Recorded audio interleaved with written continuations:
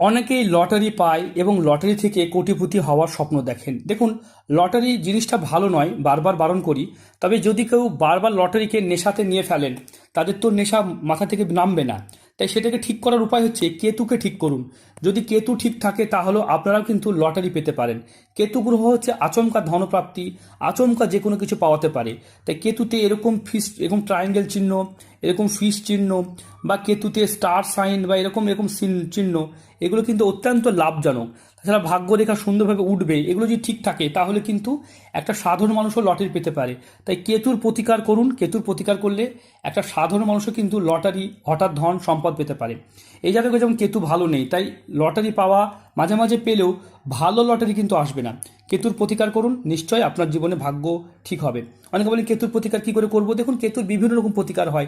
সাতমুখী রুদ্রাক্ষ হয়, Ceylonese cat's eye হয়, বগলামুখী কবজ হয়। এছাড়াও অনেক অনেক অনেকভাবে প্রতিকার করা যায়। তাই যারা মনে করছেন প্রতিকার নিয়ে কোনো সিরিয়াস, শুধু কেতু দেখলেই তো হবে না, অন্যান্য ক্ষেত্রেও দেখতে হবে। যারা নিজের হাত বিচার বিশ্লেষণ করতে চাইছেন, স্ক্রিনে দেওয়া নাম্বারে যোগাযোগ করবেন।